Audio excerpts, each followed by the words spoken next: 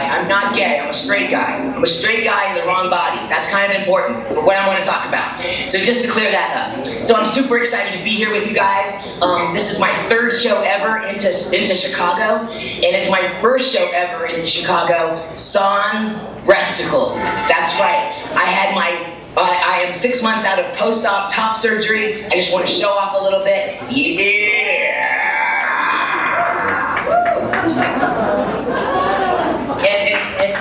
And what a treat to be here for your 4th anniversary show. Thank you so much. So you know the deal. I'm trans. I'm also 50 years old. And when I was growing up in rural Virginia, there was no word for it. I mean, I'm looking around and I'm like, where are my people? Where are my people? Where are my people? Do I have people? Right? Not only that, I knew I was a boy. These are my words. I was a boy in the wrong body who happened to like girls. Now, this was in rural Virginia in the 70s and 80s. There was never mind a 1-800 helpline. There wasn't even a word for me. Never mind the spectrum of LGBTIQ75312. It's a quote that just got through a couple years of my life, and I don't know who to attribute it to. It's not mine, and I can't find out who said it. But if you need to use it, use it. It's this. The first 50 years of childhood are often the most difficult. It's my truth. What I found early on, I found humor early on. I became the class clown, kind of happenstance. I fell into it. And then I realized, you know what? There's something really great about being funny. It's almost like a power of some sort. If I could control when the other kids are laughing, then chances are they aren't going to be laughing at me. That was a good thing. So I became funny and I relied on it quite a bit. And to this day, my best prank ever happened in my junior year of high school. That's right. It was right before spring break. And I found myself out one night because I all of a sudden could drive. I'm out, I'm driving, I'm going to the grocery store. I bought 6 dozen eggs. I took them home. Now keep in mind, it was funny. I was alone, but I was weird. And I stayed up all night. This was my idea of fun. I took the eggs home, I hard-boiled all the eggs, I let them dry. Why? Because I have OCD. So I let them dry first, and then I dyed them all. I dyed them those beautiful springtime pastel colors. I stayed up all night doing this. I was the only person home alone up at night doing this. And while they were drying, I made elaborate, huge posters that said, Easter egg hunt today. Because I found if you make something look elaborate and like it took time to make, people often think, it's gotta be legit. Look at the time it took. Gotta be legit. I had eggs, they were dried. I took each egg and I took a permanent marker and I wrote on each egg, redeem at office or prize. Why? Because I could. So I did. Everything was set and ready. The next day, I packed it all up, and Mom drove me to school per usual. No one, Mom, nobody else in the carpool seemed to think, why does Kathleen have so many dairy products today? There was no full white Easter egg hunt. Well, I had everything rolled up and hidden as best I could, but still, nobody was asking back in the day. I mean, things are getting better now, thank God.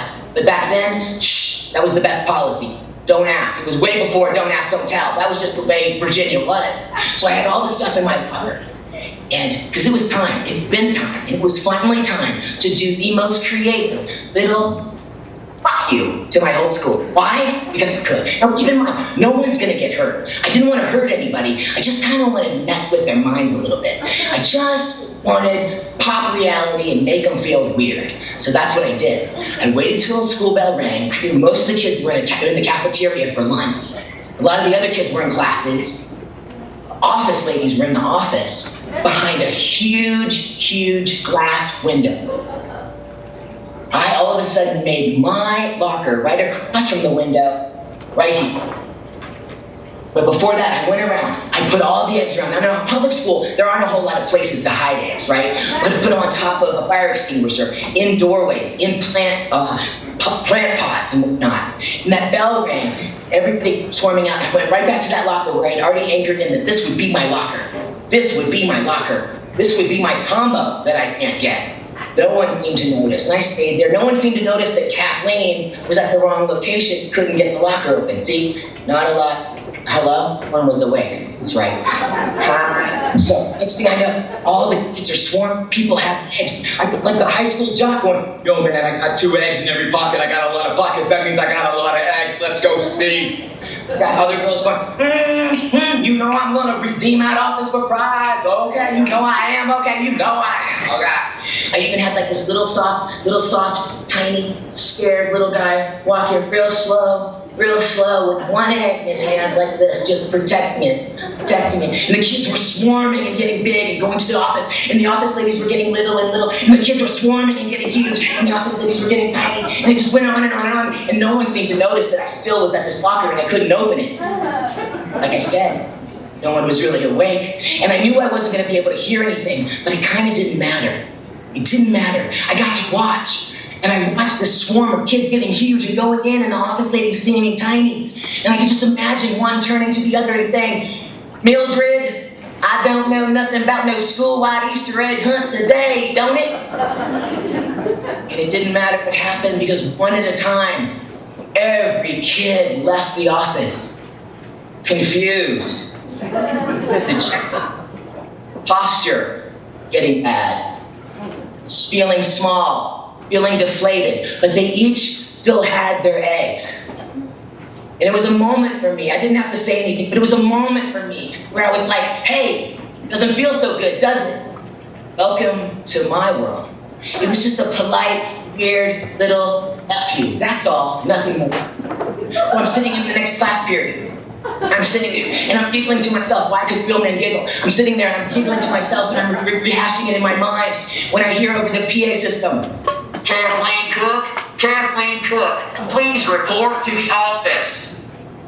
Busted. Someone recognized my handwriting from the end. It was worth it. It was worth it. It was worth it. It was worth it. And it's still my best prank today. That's my story, guys. Busted. Love you.